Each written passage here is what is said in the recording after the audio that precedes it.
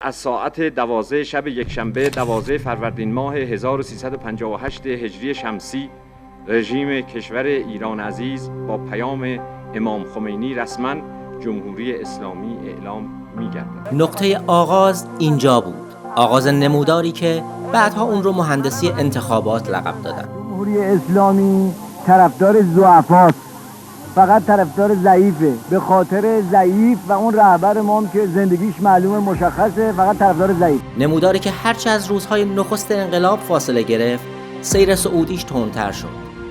یعنی کمترین میزان تقلب در همه‌پرسی 12 فروردین سال 58 اتفاق افتاد. بله میخوای رای بدی؟ بله. به چی میخوای رای بدی؟ به جمهوری اسلامی آقای خمینی. چرا؟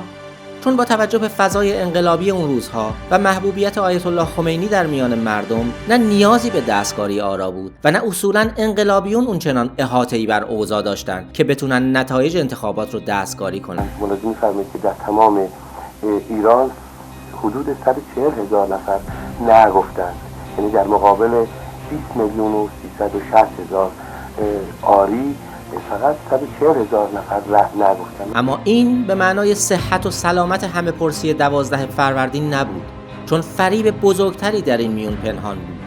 فریبی که در یک عبارت خلاصه میشد: جمهوری اسلامی. و آیت الله خمینی با این سخنان اون رو 4 میخه کرد. همه شما باید رأی بدید، رأی جمهوری اسلامی، نه یک کلمه کم، نه یک کلمه زیاد. این یعنی چکی سفید امضا در دستان مردی خودرأی که به سادگی بر عقل و احساس مردم کوچه و بازار مسلط شده بود و خودش هم به راستی نمیدونست جمهوری که اسلامی بشه یعنی چه. در رفراندوم بگذارد جمهوری اسلامی را، با اینکه من اعتقادم این است که دیگر احتیاج به رفراندوم نیست و مردم مکرر به جمهوری اسلامی رأی دادن. ولی همین ابهام و پیچیدگی در واقع برگ برنده او بود تا در سالهای بعد همه چیز رو اونگونه که میخواست تغییر بده و بگه این همان است که در همه‌پرسی 12 فروردین 58 به اون رأی دادیم. همین است که هست. اما نقطه پایان این پرده از نمایش انقلاب رو فرد دیگری گذاشت. مردی که در میون گروه‌های زیادی از مردم اون دوران به آزادی خواهی شهره بود.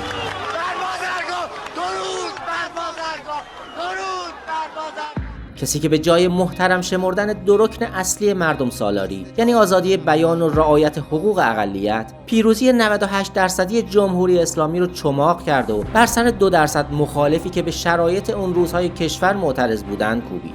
مهندس مهدی بازرگان که به مخالفان جمهوری اسلامی گفت به اندازه 2% حرف بزنید. این یعنی ساختن ابزار سرکوبی وحشتناک از همه‌پرسی 12 فروردین که با اون میشد تمام مخالفان رو به بدترین شکل ممکن قلع و قم کرد و برای خلاصی از اون به 3 دهه زمان احتیاج بود تا نسلی که در ابتدای انقلاب متولد شده بود تازه نفس و بی‌پروا معادلات این بازی رو در هم بریزه. حکومتی که حالا برنده ترین ابزار سرکوبش کند شده بود برای هماهنگی با شرایط جدید به وسیله تازه‌ای احتیاج داشت. پس از انتخابات مجلس هفتم، عقل کل جمهوری اسلامی هاشمی رفسنجانی با تئوری تازه به میدان اومد که با رأی 15 و حتی 10% از مردم هم میشه حکومت کرد.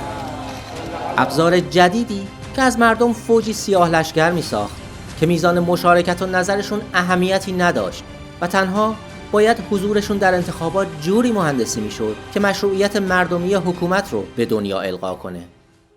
تئوری که به مذاق رهبر تازه جمهوری اسلامی بسیار شیرین اومد و به همین سبب هم تا دوره 10 انتخابات ریاست جمهوری، یعنی تا جایی که میشد، با تکیه بر همین ابزار پیش رفت، بی اون که نیازی ببینه به یه سوال ساده جواب بده که حکومتی چنان قرب به 98% رأی مردمی در فروردین 58 حالا آرایش باید چند درصد سقوط کنه که خودش رو شایسته ی حکومت ندونه.